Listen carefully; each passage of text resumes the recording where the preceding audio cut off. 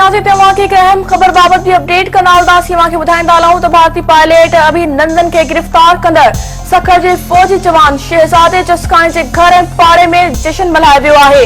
अहम ख़बर नाज़रीन तव्हां खे ॾियूं पिया। ॿुधाईंदा हलूं त भारतीय पायलट अभिनंदन खे गिरफ़्तार कंदड़ सखर जे फौजी जवान शहज़ाद जसकानी जे घर ऐं पाड़े में जश्न मल्हायो वियो आहे। भारतीय पायलट अभिनंदन खे अली वाहण जे रहवासी फौजी जवान शहज़ादे जसकानी गिरफ़्तार कयो हो। हिन वक़्तु शहज़ादे जसकानी जे घर ऐं पाड़े में जश्न मल्हायो वियो आहे। पाक फौज जे जवान जे घर ऐं पाड़े वारा ऐं मिट माइट पहुची विया आहिनि। सिंध टीवी न्यूज़ टीम बि फौजी जवान जे घर पहुची पंहिंजे संदसि घर भातियुनि सां ॻाल्हि ॿोल कई आहे। मुल्क लाइ वॾो कमु करण ते फौजी जवान शहज़ादे जसकानी जे वालिदीन ख़ुशीअ जो इज़हार कयो आहे। नाज़रीन तव्हां खे अहम ख़बर बाबति आगाही ॾियूं पिया। ॿुधाईंदा हलूं त भारतीय पायलट अभिनंदन खे गिरफ़्तार कंदड़ सखर जे फौजी जवान ऐं शहज़ादे जसकानी जे घर ऐं पाड़े में जश्न मल्हायो वियो आहे। भारतीय पायलट अभिनंदन खे अली वाहण जे रहवासी फौजी जवान शहज़ादे जसकानी गिरफ़्तार कयो हो ऐं हिन वक़्तु शहज़ादे जसकानी जे घर ऐं पाड़े में जश्न मल्हायो वियो आहे। पाक फौज जे जवान जे घर पाड़े वारा ऐं मिट माइट पहुची विया आहिनि। सिंध टीवी न्यूज़ टीम बि फौजी जवान जे घर पंहिंजी संदसि घर भातियुनि सां ॻाल्हि ॿोल कई आहे।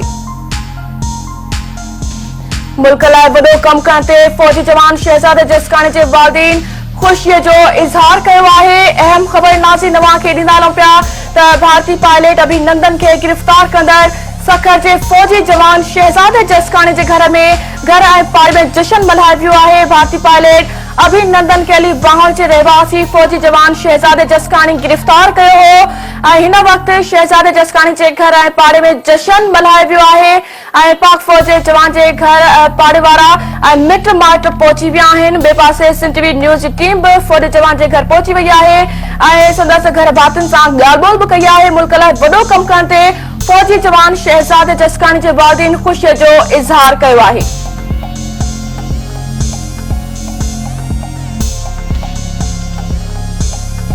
अहम ख़बर नाज़रीन तव्हां खे हिकु भेरो ॾींदा हल पिया त भारतीय पायलट अभिनंदन खे गिरफ़्तार कंदड़ सखर जे फौजी जवान शहज़ादे जसकानी जे घर ऐं पाड़े में जश्न मल्हायो वियो आहे।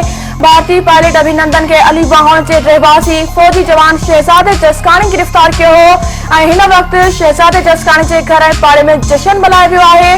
पाक फौज जे जवान जे घर पाड़े वारा ऐं मिट माइट पहुची विया आहिनि। सिंध टीवी न्यूज़ टीम फौजी जवान जे घर पहुची वई आहे ऐं संदसि घर भातियुनि सां ॻाल्हि ॿोल कई आहे। मुल्क लाइ वॾो कमु करण ते फौजी जवान शहज़ादे जसकानी जे वालिदीन ख़ुशी जो इज़हार कयो आहे।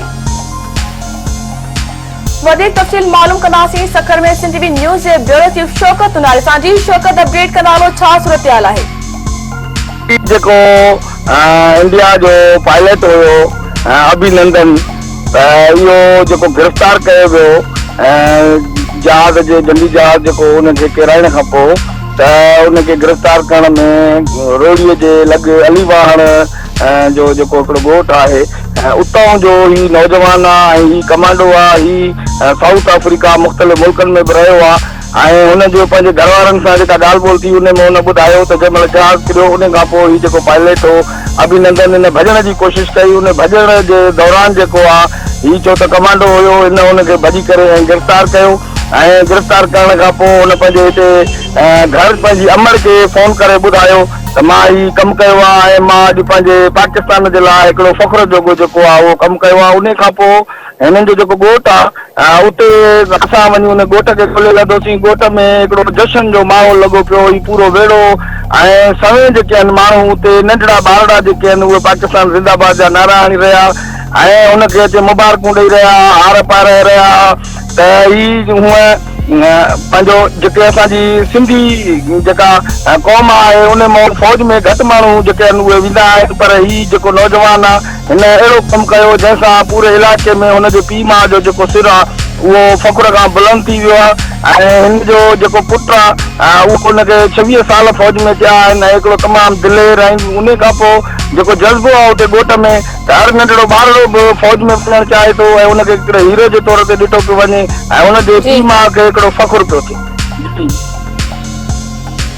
ठीक है शौकत, वॾी महिरबानी अपडेट करण जे लाइ। नाज़रीन हिकु भेरो ॿीहर अव्हांखे ॿुधाईंदा हलूं पिया त भारतीय पायलट अभिनंदन खे अली वाहण जे रहवासी फौजी जवान शहज़ादे जसकाणी गिरफ़्तार कयो हो। इन वक़्तु शहज़ादे जसकाणी जे घर ऐं पाड़े में जश्न मल्हायो वियो आहे।